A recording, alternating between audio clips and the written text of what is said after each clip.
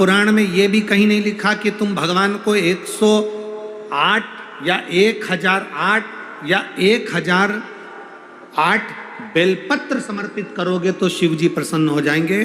शिव महापुराण की कथा तो यहां तक कहती है, एक बेलपत्र की पत्ती को आप अगर बीच में से, ये एक बड़ी पत्ती, उसके बीच में दो पत्ती और दो पत्ती के बीच में जो गैप है, बीच पत्ती में, इस पत्ती और दो पत्ती के बीच में जो जगह है, अगर आप इस पत्ती को यहां से स्पर्श कर कर,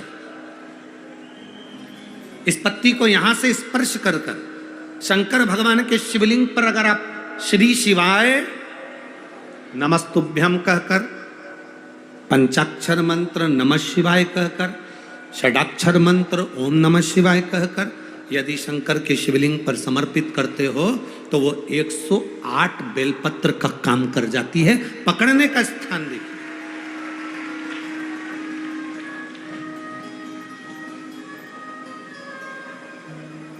ये स्थान की बड़ी मूलता है, जो थोड़ा सा समझेंगे अपन, थोड़ा ध्यान देंगे तो ये जो ये स्थान है ये बड़ा मूल माना गया। बेलपत्री की बड़ी पत्ती, नीचे की दो पत्ती, उसके बीच में जो खाली डंडी जो दिख रही है, इसको अगर पकड़कर बेलपत्र समर्पित कर रहे हैं तो 108 बेलपत्र के बराबर हमें फल प्राप्त हो रहा है। 108 बेलपत्र के। और समझिए, मान लो आपके पास में ना पीला चंदन है, ना लाल चंदन है, ना अक्षत है, ना पुष्प है, ना कोई सामग्री है, ना दिया है लगाने के लिए। शंकर जी के मंदिर में लोटा भर के जल लेकर गए हो, आज तुम्हारे पास में हो सकता है जल भी नहीं है, लोटा भी नहीं है, तो जिस शंकर जी का दर्शन करने गए हो उन्हीं की बेलपत्र को उठाओ और बेलपत्र को उठाने के बाद पहले अपने हथेली पर रखो, अपना हाथ रखकर बाबा से प्रार्थना कर कर बेलपत्री की मध्य पत्री, आगे वाली पत्ती को पकड़कर अगर वो बेलपत्र हम शिव जी को समर्पित करते हैं तो हमारा पीला चंदन, लाल चंदन, दिया सब बाबा को समर्पित हो जाता है, उस बेलपत्री मिल जाती है। एक बेलपत्री का सुख हमारे जीवन का एक आनंद दे देता है।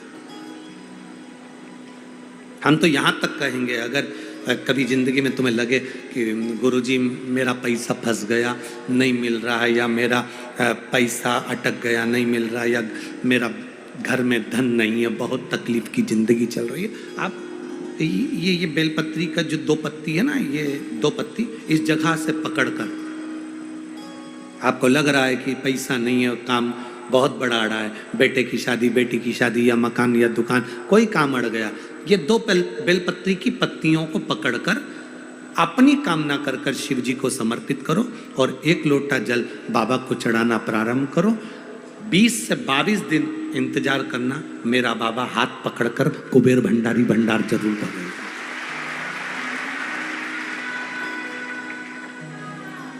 दो पत्ती को पकड़कर, लोग कहते हैं ब्रह्मा विष्णु महेश है बेलपत्री में, शिव जी के 3 नेत्र हैं बेलपत्री में, शंकर भगवान के त्रिशूल की 3 कोर है बेलपत्री में। हम कहते हैं अभी थोड़ा आप स्मरण करेंगे, अगर आप शिव महापुराण को अच्छे से पढ़ेंगे तो आपको ज्ञात होगा, कुबेर को धन देने वाले कौन है?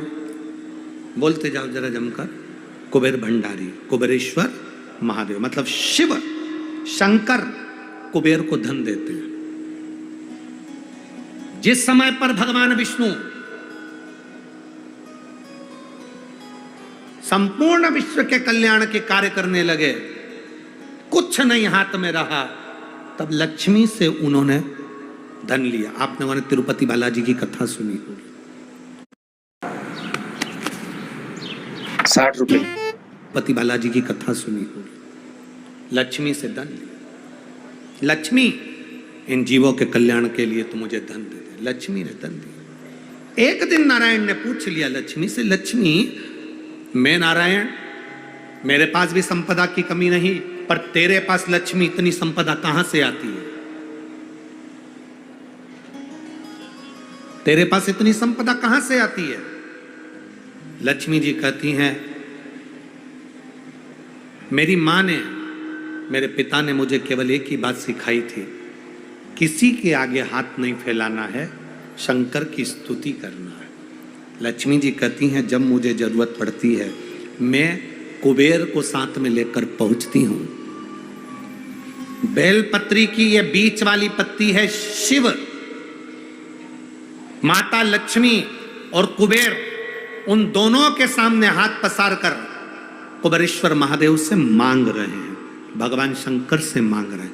लक्ष्मी जी कहती हैं, वो शिव मुझे प्रदान करते हैं दोनों हाथों से और मैं वो लेकर आती हूं जनमानस के कल्याण की। जब हम शिव जी को बेलपत्र चढ़ाते हैं तो इस तरह से पकड़कर जब हम कामना कर कर चढ़ाते हैं, इन दोनों पत्ती को लक्ष्मी और कुबेर का स्मरण कर कर, कुबेरेश्वर बाबा का स्मरण कर कर जब हम शिव जी को समर्पित, हाँ थोड़ा सा ध्यान देंगे, बेलपत्री की जो डंडी होती है वो शिवलिंग पर जब चढ़ाई जाए तो जब हम दो पत्तियों को पकड़कर चढ़ाएंगे तो इस डंडी का मुख, जहां अशोक सुंदरी की जगह है जहां से पानी बहता है, इस डंडी का मुख उस ओर होना चाहिए, बस इतना जरूरी है। तो डंडी का मुख उस ओर हो जहां पानी बहता है।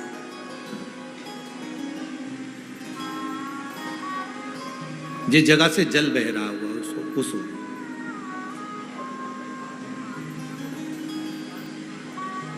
बीस 22 दिन प्रैक्टिकल करना। सियोर वाला महाराज कहीं झूठ तो नहीं बोल रहा है? पकड़ना चाहिए, अगर झूठ बोले तो तुरंत पकड़ लो। हे महाराज, अगला पत्र तुम ऐसे ही भेज देना, ओ महाराज झूठ बोले थे तो पकड़ना चाहिए। कहीं सियोर वाला महाराज ने झूठ तो नहीं कह दिया? बेलपत्र को कहां से पकड़ना है, किस स्थान से पकड़ना है, किस जगह से पकड़ना है और कैसे बाबा को समर्पित करना है, उसका भी वर्णन हमारे शास्त्रों में लिखा हुआ है, जिससे हमें फल की। देखो ये बेलपत्र, कई लोग कहते हैं ऐसा क्या होता है कि यहाँ से पकड़ोगे तो ये फल मिलेगा, यहाँ से पकड़ोगे तो ये फल मिलेगा, यहाँ से पकड़ोगे तो ये फल मिलेगा। हमारा कहना इतना सा है, जब बॉटल चढ़ाते समय यहाँ नस नहीं मिलती तो यहाँ देखते, नस यहाँ नहीं मिलती तो यहाँ देखते, सुई बॉटल चढ़ रही है, नस ढूंढना है, यहां देखते हैं, फिर देखा कि यहां एक नस है, उसमें सुई चुभाई, बॉटल चालू करी, थोड़ी देर बाद ये नस फूलने लगी, हटा दिया, फिर इस हाथ में देखी गई, फिर पांव में देखी गई, अर्थात बॉटल चढ़ना। नस ढूंढो कि वो नस कौन सी है जहां पर हम पकड़कर बाबा को बेलपत्र चढ़ाएंगे तो हमारा भी जीवन का कल्याण हो जाए, वो नस पकड़ेंगे।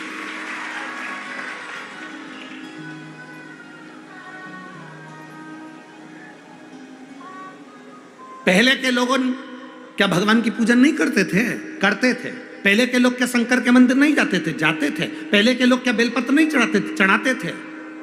पर उनको यह नहीं ज्ञात था कि जल चढ़ाने से क्या फल होता है, उनको नहीं ज्ञात था कि जल पीने से क्या फल मिलता है, बेलपत्र खाने से क्या फल मिलता है, शिव जी को बेलपत्र चढ़ाने का क्या फल मिलता है। पहले पूजा का विधान इतना लंबा था कि लोग डरते थे, इतनी लंबी पूजन में हम कैसे बैठेंगे, क्या करेंगे, इतना सारा सामान कहाँ से लाएंगे, इतना सारा सामान कैसे लाएंगे, पैसा कितना खर्चा होगा। पर शिव महापुराण जब से आप सुन रहे हैं, पूजा का विधान सरल हो गया, सारी समस्या का हल एक लोटा जल हो गया। कोई ढोंग नहीं, कोई प्रपंच नहीं, कुछ मत लाओ, तुम तो दिल से बाबा के पास जाओ और पुकारो। उसके मिलने से ज्यादा जरूरी है उसको पुकारना। पुकारेंगे वो आएगा, निश्चित है। पुकारो। बच्चा खेल रहा है, मां उसको दूध नहीं पिलाएगी, बच्चे ने पुकारा, रोया, मां उसको दूध पिलाएगी। बच्चा खेल रहा है, मां उसको गोदी में नहीं उठाएगी, बच्चा रोया, पुकारा, मां उसको गोदी में उठाएगी। बच्चा शेयर मार्केट करी आया, डब्बा गोल करी आया, शेयर मार्केट में पैसा हरी आया, सबसे कहा, किसी ने नहीं सुना। बच्चा घर में आया, अपने बाप के आगे रोया, अपनी मां के आगे रोया, तो मां अपनी रकम भी बेच दी, मकान बेच दिया, प्लाट बेच दिया, पर अपने बच्चे को कर्जे से मुक्त करा दिया, क्योंकि वो पुकार उसने करी अपने माँ बाप से। बच्चा माँ बाप से पुकार करता है तो माँ बाप कुछ भी करके अपनी जेवर बेच दे, जमीन बेच दे, पर अपने बच्चे को पुकारते से अपने बच्चे को बचाने का प्रयास करते हैं। उसी तरह शंकर भगवान मिले ना मिले, तुम उसके दरवाजे पर जाकर पुकारते रहो, वो तुम्हारे दुख काटता रहेगा। पुकारना जरूरी है।